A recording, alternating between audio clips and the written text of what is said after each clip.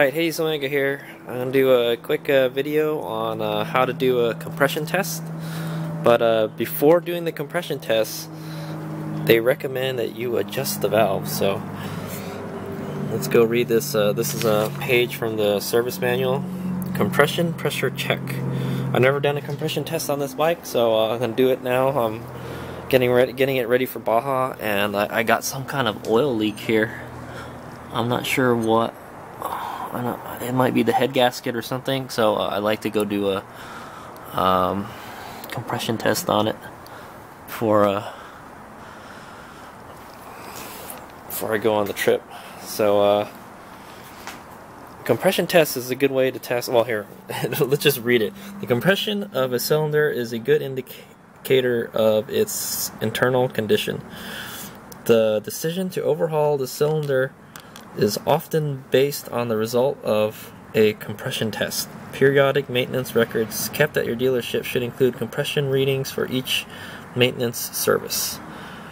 So, and it has a spec here. It's supposed to be 120 psi. That is not very high. Yeah, so it should be around 120 psi.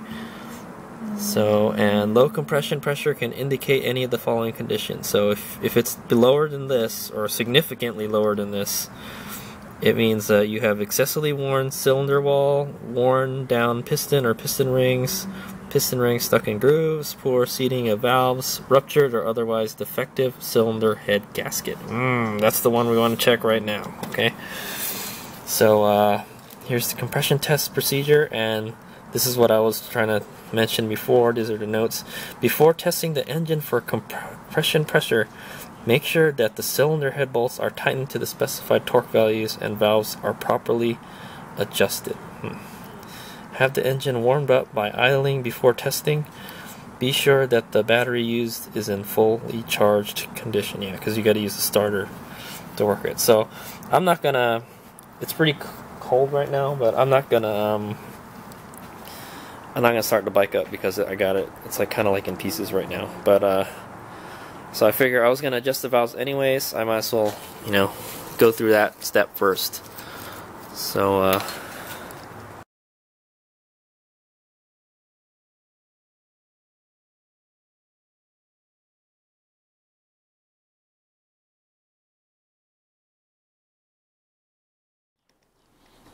alright, HadesOmega here. So I'm continuing on with my compression test here.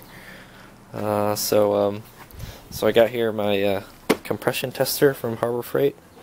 It's the fancy one with like a lot of quick connections and stuff.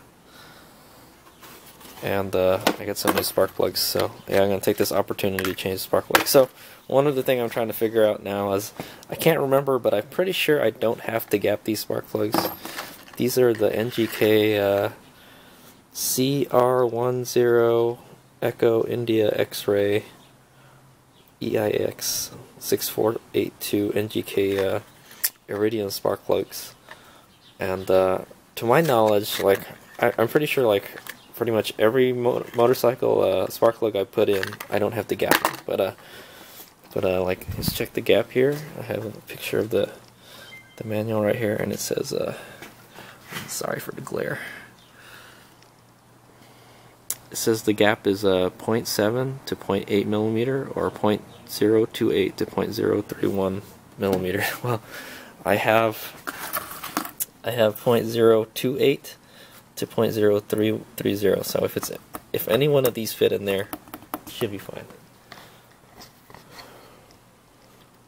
So I'm gonna go check that, verify that right now.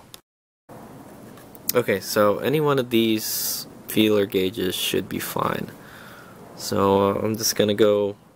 I'm gonna do this now. So I'm gonna write in my notes, because I have notes for like when I work on the bike, and for future reference, I know I can just plop these in. So there's the 0.28.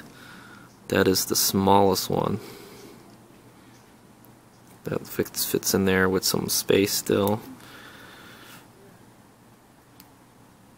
That still fits in there a little. Well, actually, that's just about right. That's just, and it's stuck. Okay. and this one doesn't fit. So it's a like, I would say it's a 0.029. This one is too loose. Well, not really. Maybe I'm just not putting it in right. Or maybe there's something wrong with it. Yeah, so it seems like it's in between a 0.029 and a 0.030. So it falls within spec. The highest is 0.031, and I don't even have that. And this one won't even go in here. So as long as it falls within this range, you can just plop it in. So if you buy these spark plugs, the NGK Iridium CR10 Echo India X-Ray number 6482 spark plugs for your DR650, then you should be good to just put them in. You don't have to gap them. So I'm gonna go note that on my notes, so the next time I do this, next time I change spark plugs, I know that just put them in, don't bother gapping them. Yeah, and then I'll probably take a look at the old ones.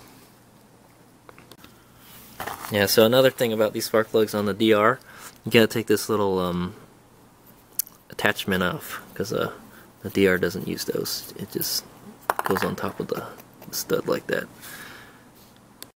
So the first thing you should do is probably clean your spark plug wells and maybe try to remember which spark plug goes where. I guess it doesn't really matter too much, but yeah, it looks pretty dirty, so I'm going to clean it so a bunch of crap doesn't get in there when I take them out with this air compressor dealy here. It's blowing into the spark plug. Crap everywhere, and I have to clean my camera. There's like water in there, mud. Try to get. Yuck! Disgusting. Oh, there's still more in there.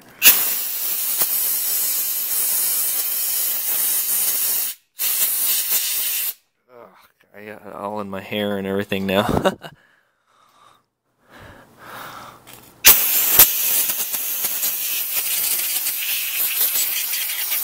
Alright, if that won't get it out, it probably might not fall in the cylinders, hopefully. If it does, well, it'll just burn up, hopefully. Ugh, look at that. Okay, so, clean. Sort of. It's alright, I'm going to go ahead and take apart, I'm going to go ahead and take both spark plugs out. This one is already loose.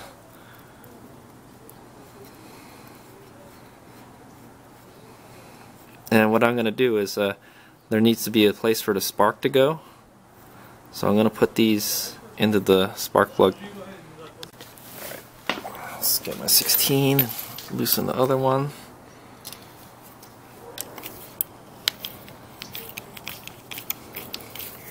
Pretty easy.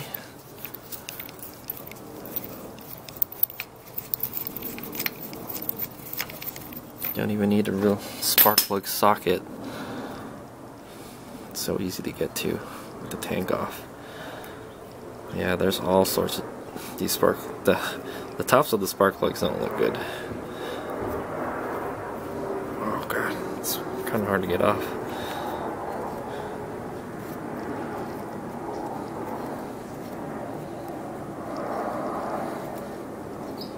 Yeah, I don't even remember the last time I changed these spark plugs, but the other one looked good, so I'm not complaining too much. Let's use the socket to take it out. It's a little bit of a bitch here.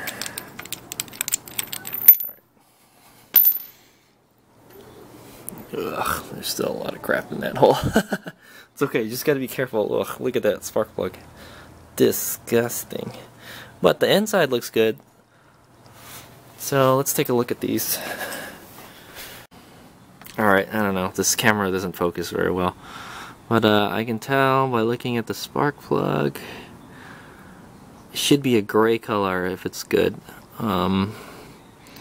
It's got some kind of deposits on it, and that's typical for old spark plugs. I've seen way worse than this. Alright, anyway, I'll take better pictures of it and compare them later. But anyway, the new plug looks brand new, and the old plug looks gray. It's pretty much how it's supposed to look. It's not, if it's black, it's too rich. If it's white, it's too lean. So it looks pretty good. Looks a little worn out, but these are iridium plugs. You can keep them in there pretty long. I'm not really sure, but I'm just changing them out anyways because I've been putting the bike through some pretty rough riding, and I want it to perform its best, you know. And the spark plugs are cheap. I only need 2 of them. So yeah, the DR is a single cylinder with 2 spark plugs. But one good thing to do with their old spark plugs is keep them and take them with you when you go on long rides. That's what I've learned, because I don't know, it's never happened to me before, but everyone says bring an extra spark plug with you, because apparently they go bad or something. I don't know, but if you bring an old one that you know works, you know, like this one's still got some life left in it, you know, but they say bring extra spark plugs with you, and the DR has 2, so you should bring 2 and the tools to take it out. So now, alright, for new spark plugs, I recommend this stuff, anti-seize compound. You don't have to have like the fancy stuff for exhaust or anything, just the regular silver stuff. And I like to put some over the threads. Some spark plugs already have them, kind of have them all on there. Just dab a little bit on there, spread it around.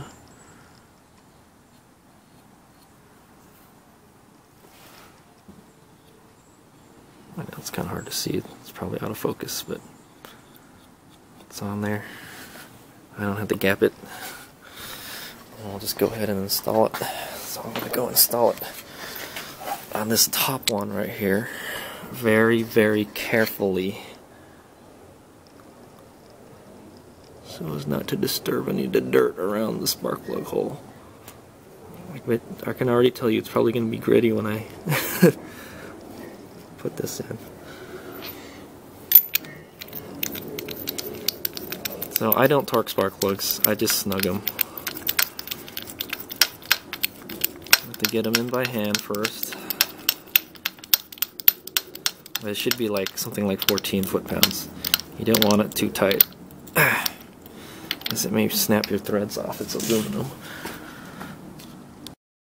I like to use a small ratchet.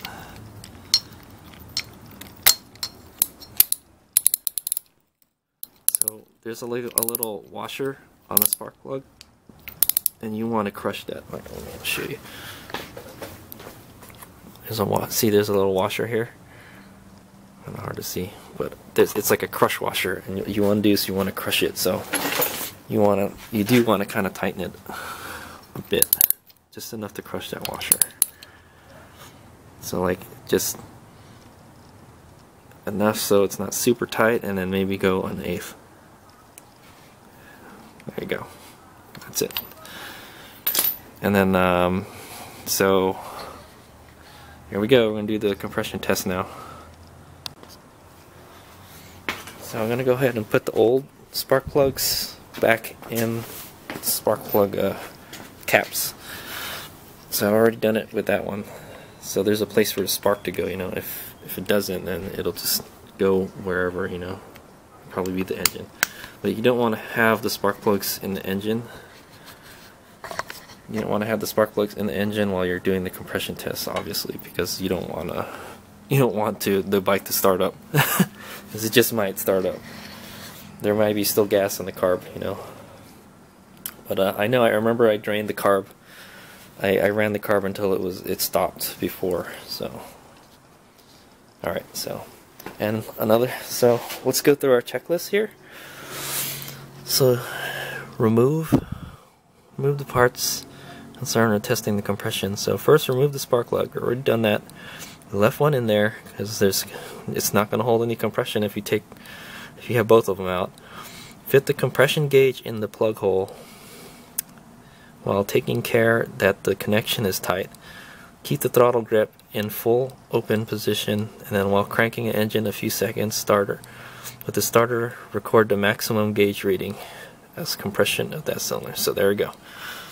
So here we go. I got And then you just gotta make sure that you have to make sure the engine is warmed up, but it's not warmed up, so I'm expecting it to be a little lower than it should be. And then be sure that the battery used is in fully charged condition. That's why I got this that's why I had this battery tender hooked up here. It's like trickling it right now. Anyway, let's go do it. So this is the compression tester. Go hook it up. So this is a fancy one that has different extensions for everyone. It's kind of unnecessary because you could just change the tips, right? But I'm assuming that's the right one right there. This is the smallest. I'm just gonna go ahead and screw that into the hole. And that is indeed the right size. Make sure it's good and tight. Oop. Okay, maybe that's tight already. Get our compression tester.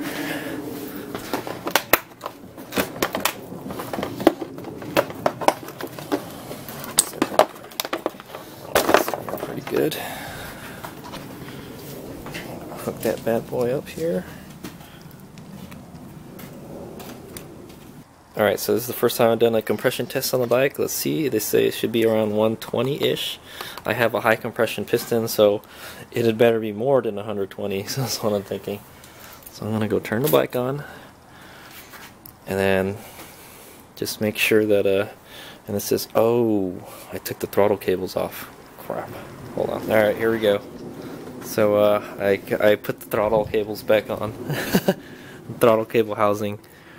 I took it off because I was going to replace the cables, but I forgot. I didn't know that I would have to put the throttle open. So I think they want you to open the throttle so the bike doesn't start, but it's definitely not going to start the way it is right now. So just to go over, I put the spark plugs back in, the plug caps, so the spark has a place to go. I don't really know how to disable the spark on the DR, and it doesn't even mention it in the manual. So, and then so they're saying you gotta open the throttle and then hit the throttle, hit the starter until it gets to the max. So here we go.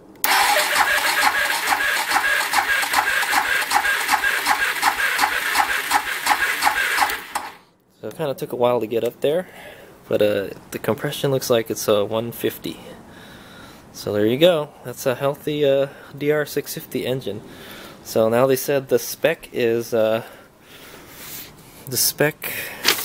according to this is 120 psi. So we're well above 120. So the high comp piston is pumping out high compression. So you probably want to do it about 3 times. Just to make sure you're getting the right reading. So that's, I would say that's about 150. First go, we'll let the air out. Open the throttle again, flip the starter.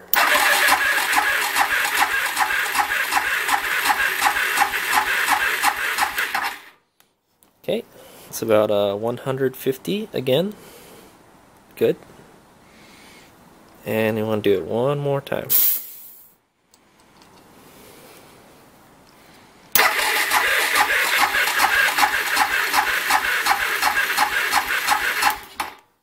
So I counted how many cranks it took to get it to full compression, and it was about 10 cranks. So that's about right. That's from my experience with automobiles. That's how long it takes to get the compression tester up to where it is. It's about 150, maybe a little less.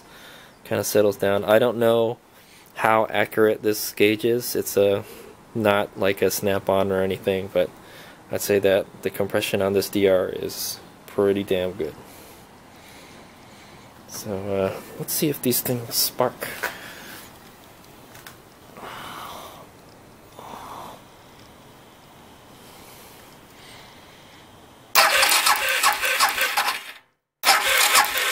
Oh, they're sparking against each other. You can see that. Oh well. As long as there's a place for the spark to go, it's okay. So they're sparking on each other. So there you go. 150. That's how you do a spark plug compression test on a DR650. I don't know if I'll make this. This is just probably just going to be a vlog because it's so long, but I'll try to cut it so it's good. So looks like compression checks out. DR is in good health. I'm still worried about this little oil leak that I'm having here, but I think I found out the problem is that bolt that holds the head on in the front was kind of loose a little bit.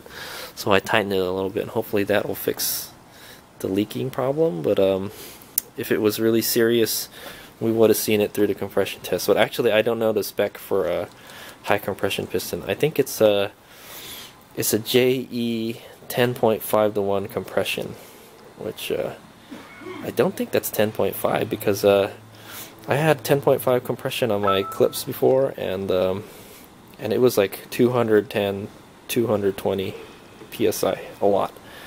So 150 psi is like what you'd see, like you know, your usual run-of-the-mill car. Like most modern cars nowadays are probably around the 180 to 200 psi compression, because compression is it.